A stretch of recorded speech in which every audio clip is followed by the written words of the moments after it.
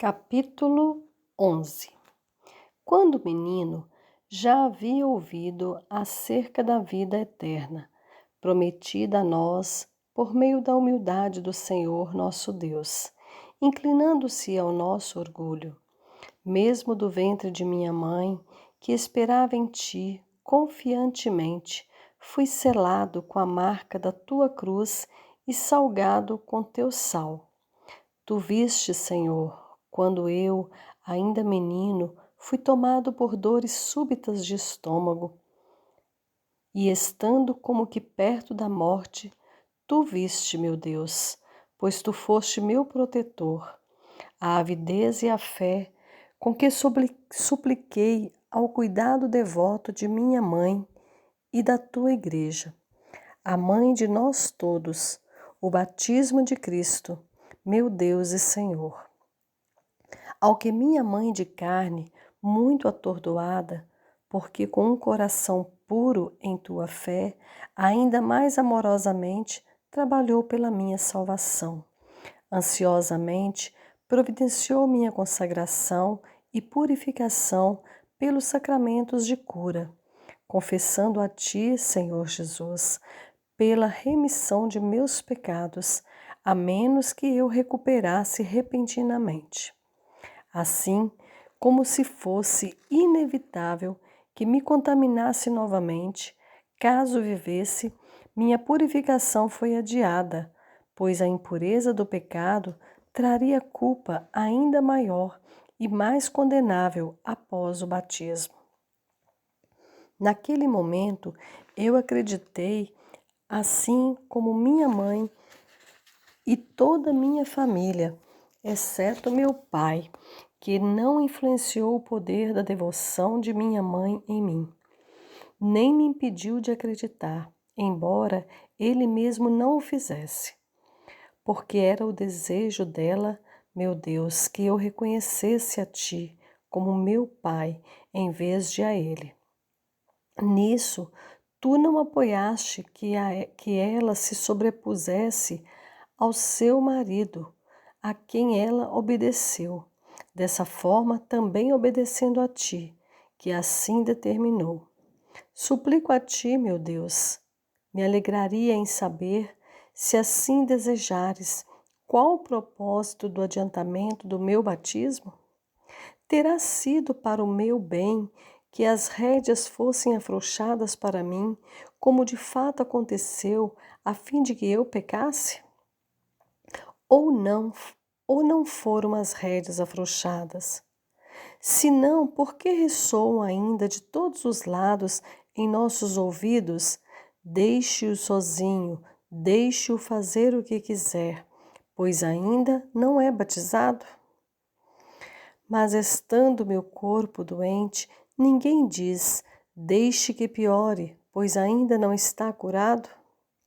Quão melhor seria ter sido curado de uma vez, e então, pelo meu próprio bem e de meus amigos, a saúde da minha alma, recobrada, fosse mantida segura em ti, aquele quem a deu a mim. Quão melhor teria sido, mas quantas grandes ondas de tentação pareceram vir sobre mim após a infância. Minha mãe as havia previsto e preferiu que o barro ainda não formado fosse exposto a elas, em vez de o barro moldado posteriormente. Capítulo 12. Na infância, porém, a qual temia muito menos que a juventude, não me agradavam os estudos e odiava ser forçado a eles. Ainda assim, fui forçado a estudar, e isso foi bom para mim, embora eu não fosse bom, pois eu não teria aprendido se não tivesse sido forçado a fazê-lo. Homem algum é bom naquilo que não deseja ser, ainda que aquilo o faça bem. Não foram eles quem me forçaram a fazer o que era bom, mas o que era bom veio de ti, meu Deus. Pois eles não se importavam com a maneira como eu viria a usar o que havia aprendido forçadamente, mas em saciar os desejos insaciáveis de uma mendicância abastada e uma glória lastimável. Mas tu, por quem os fios de cabelo da nossa cabeça são contados, usou para o meu bem o erro de todos os que exortaram a aprender. E o próprio erro de não desejar aprender, tu usaste para minha punição, um castigo adequado para um garoto tão pequeno, mas tão grande pecador. Então, por meio daqueles que não faziam o bem, tu fizeste o bem a mim, e pelo meu próprio pecado, tu justamente me puniste. Pois tu ordenastes, e assim é, que toda afeição desordenada resulte na própria punição. Capítulo 13. Por que desagradava tanto estudar literatura grega quando menino?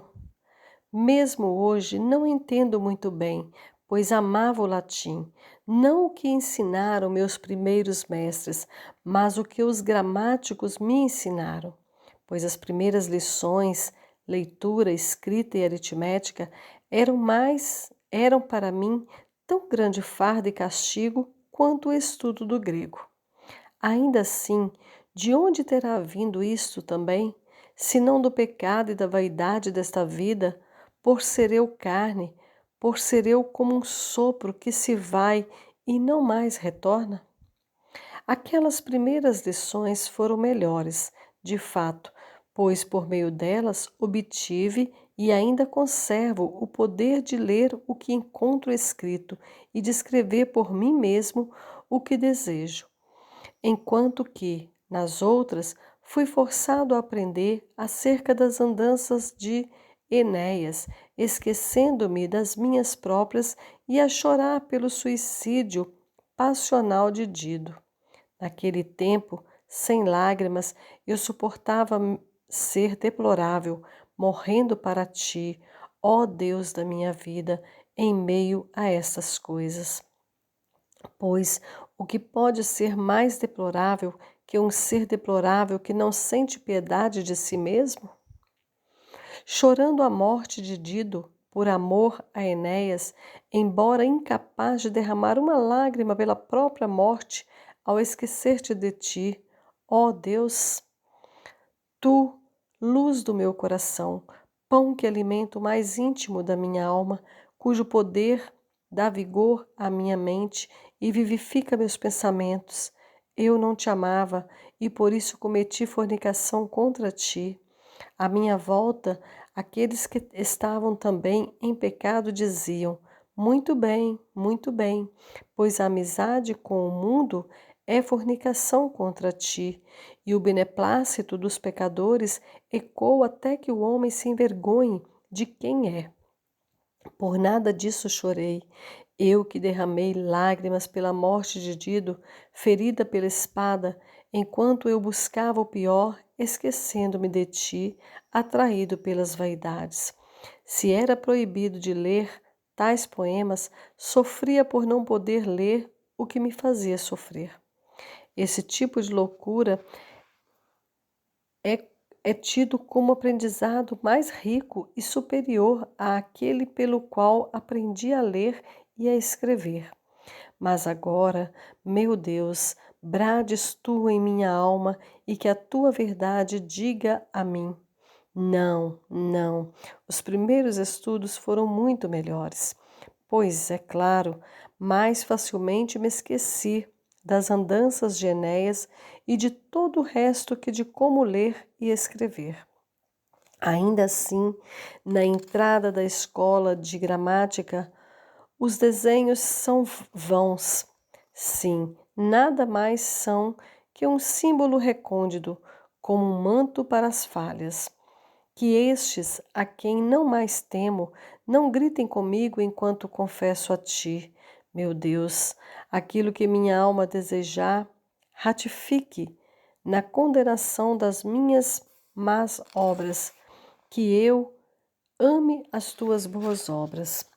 Que nem os compradores, nem os vendedores do aprendizado de gramática gritem comigo, Pois se os questiono se é verdade que diz o poeta que Enéas um dia viera a Cartago, o menos instruído responderá não saber, enquanto o mais instruído dirá que isso nunca aconteceu.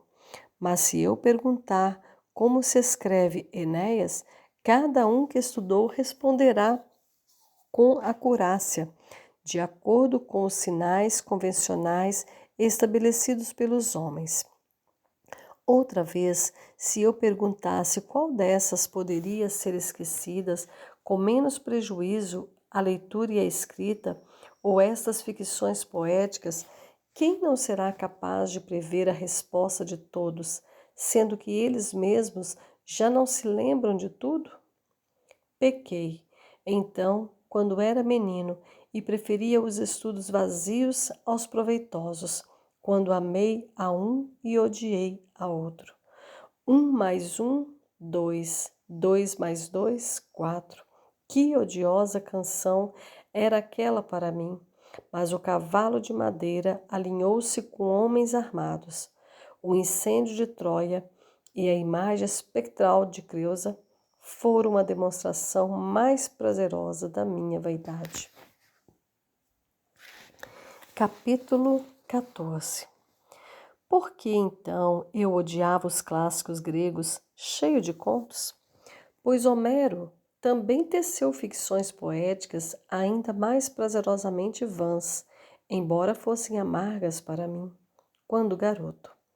Assim suponho que tenha sido Virgílio para crianças gregas, quando forçadas a aprender sobre ele, como fui com Homero. Na verdade, a dificuldade com a língua estrangeira destruiu insolentemente toda a doçura das fábulas gregas. Eu não entendia uma palavra sequer da língua, e para que eu entendesse, era veementemente instado com ameaças cruéis e punições. Houve também o tempo, na infância, em que eu não sabia latim, mas aprendi sem medo nem sofrimento, por pura observação. Entre os carinhos de minhas cuidadoras e as brincadeiras com meus amigos, sorrindo, me encorajando. Aprendi sem ser pressionado com punições, pois meu coração me impulsionava a criar estes conceitos, o que somente poderia fazer aprendendo as palavras. Não por meio daqueles que me ensinavam, mas por meio daqueles que falavam comigo, para os quais também comunicava meus pensamentos, não importava o que fosse. Sem dúvida, a curiosidade espontânea tem mais força no aprendizado que a disciplina baseada no medo. Mas, por tuas leis, meu Deus, a disciplina é necessária para limitar a liberdade, da vara dos mestres às provações dos mártires, capazes de atenuar para nós um amargor saudável, chamando-nos para ti mesmo, mantendo-nos longe dos prazeres mortais que nos afastam de ti. Capítulo 15. Ouça, Senhor, a minha oração. Não deixe que minha alma desfaleça diante da tua disciplina. Nem me deixes desfalecer ao confessar a ti diante da tua misericórdia, pela qual tu me tiraste das mãos das más obras, que tu te tornes um deleite para mim acima de todas as tentações que um dia persegui. Que eu ame a ti inteiramente e agarre a tua mão com todo o meu afeto, que tu me resgates de toda tentação até o fim. E assim, ó Senhor, meu Rei e meu Deus, que todo ensinamento útil que obtive em minha infância, o falar, o escrever, o ler e o contar, sejam todos para teu serviço. Porque tu me disciplinastes enquanto aprendia coisas vãs, e tendo-me deleitado em tais coisas, tu me perdoaste. De fato, com elas aprendi muitas palavras úteis, mas que poderiam ter sido aprendidas de outras formas. Este é o caminho seguro para os passos da juventude. Capítulo 16. Mas que pesar és tu, enxurrada de tradições humanas! Quem se oporá a ti? Quando cessará?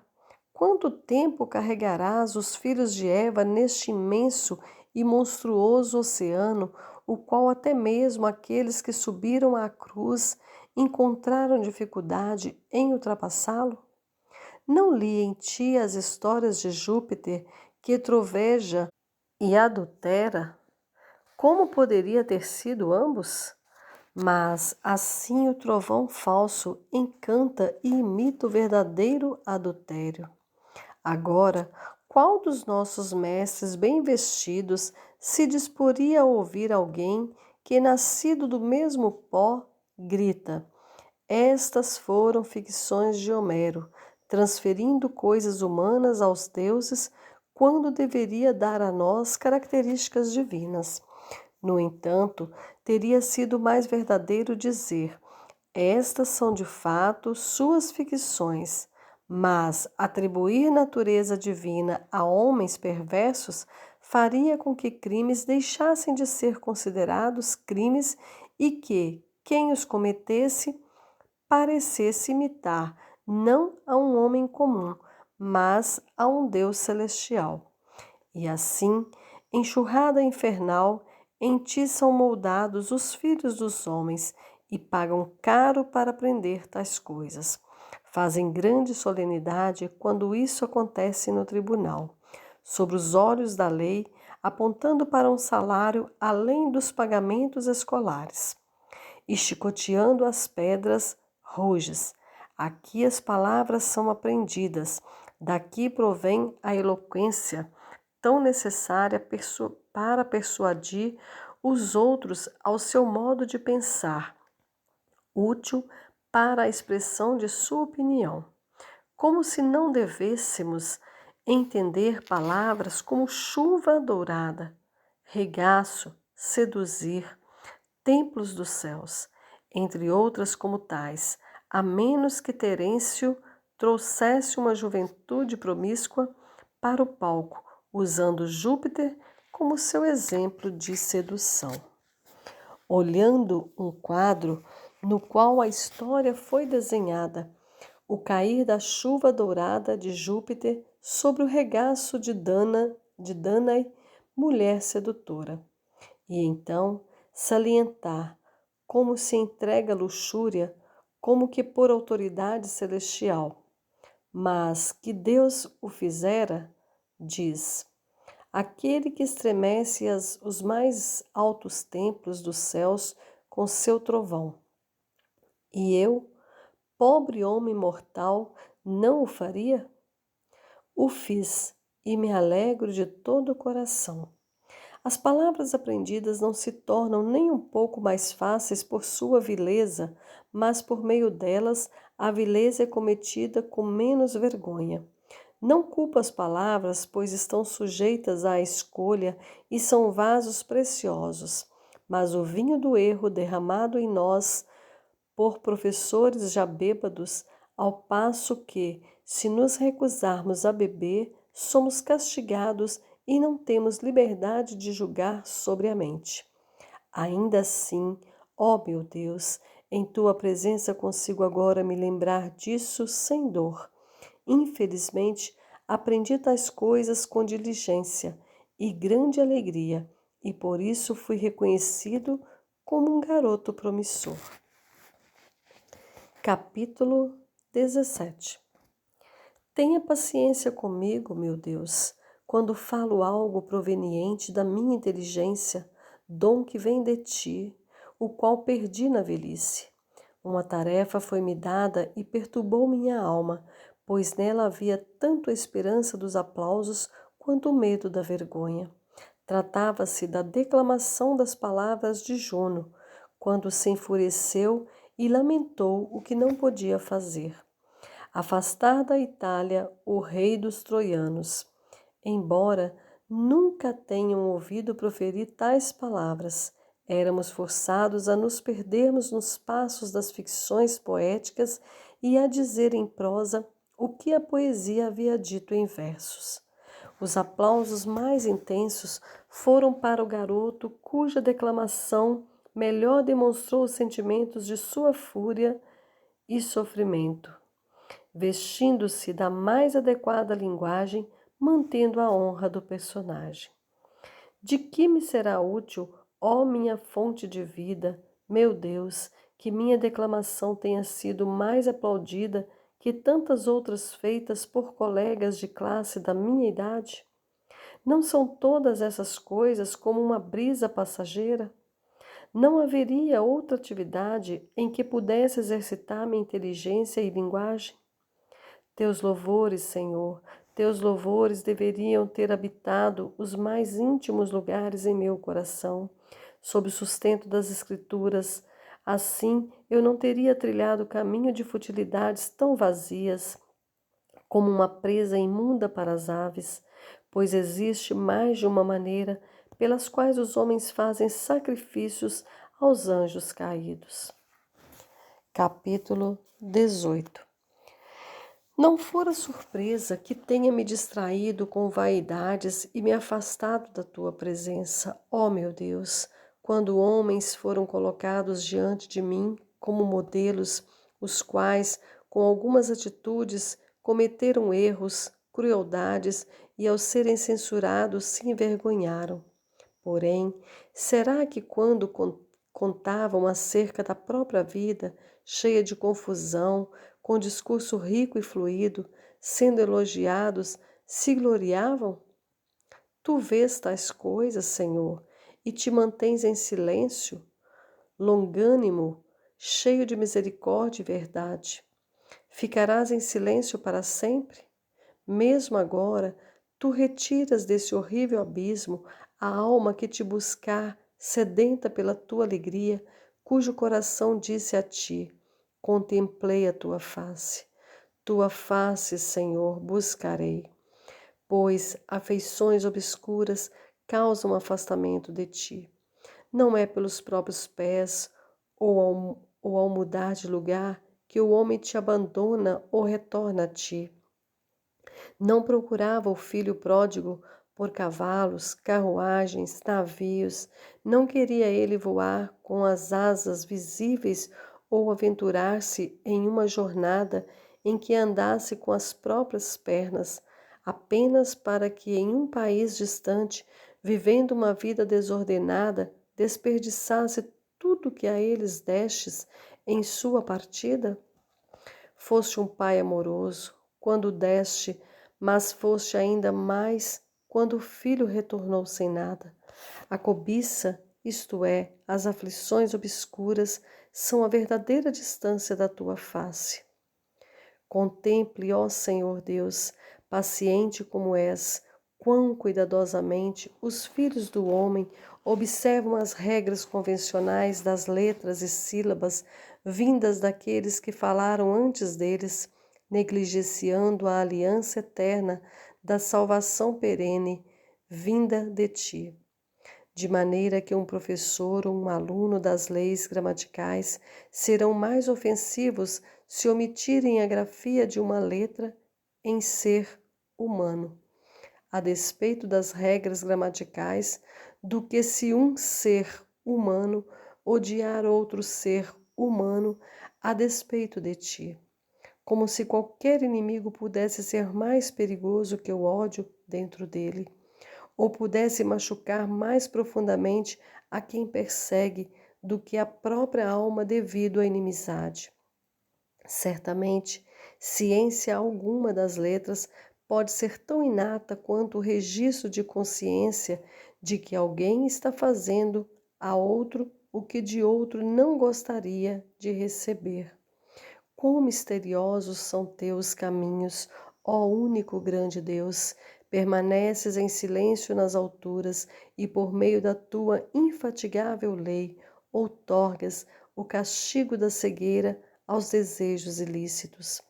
Um homem, buscando a fama da eloquência diante de um juiz humano, cercado por uma multidão humana, acusando o seu inimigo com ódio intenso, será cuidadoso para que não assassine as leis gramaticais, mas não atentará para a fúria de seu espírito que o leva a assassinar um ser humano real. Capítulo 19. Este foi o mundo cujas portas, infelizmente, adentrei em minha infância. Este foi o estágio em que tinha mais medo de cometer um barbarismo do que, cometendo um, invejar aqueles que não o tinham cometido. Estas coisas declaro e as confesso a ti, meu Deus, pois fui elogiado por causa delas e pensava serem atitudes dignas de aplauso. Eu não enxergava o abismo da vileza, no qual fui rejeitado pelos teus olhos. Poderia eu ser mais imundo aos olhos teus? Desagradei até mesmo minha própria espécie, com inúmeras mentiras, enganando meus pais, professores, mestres, por amar brincar, pela avidez em assistir aos espetáculos vãos e pela inquietude em imitá-los. Também roubei do celeiro e da mesa dos meus pais, ora escravizado pela ganância, ora para ter o que oferecer a outros meninos em troca de jogos, os quais estavam prontos a vender, mesmo que gostassem deles tanto quanto eu.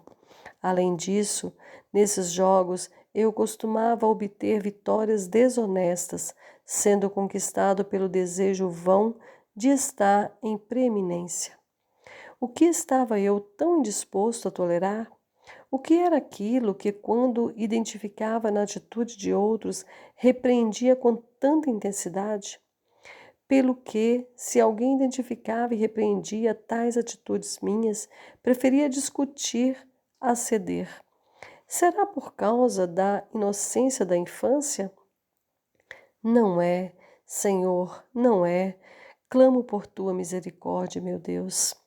Pois os mesmos pecados que se fazem com os criados e mestres por causa de bolas, nozes e passarinhos, se amontoam na maioridade com os reis e magistrados por causa do ouro, das propriedades e dos servos, como se punições mais severas sucedessem à vara. Foi a baixa estatura da infância que tu, nosso rei, recomendou como um emblema de humildade quando disseste que das tais são o reino dos céus. Capítulo 20. Ainda assim, Senhor, a ti, o Criador e Governador do Universo, excelentíssimo e boníssimo, graças renderia a ti, nosso Deus, ainda que eu não tivesse sobrevivido à infância, pois ainda naquela época existi, vivi, senti e fui solícito acerca do meu próprio bem-estar, um traço daquela unidade misteriosa de onde fui criado. Guardei a plenitude dos meus sentidos por meio de meus sentidos mais íntimos.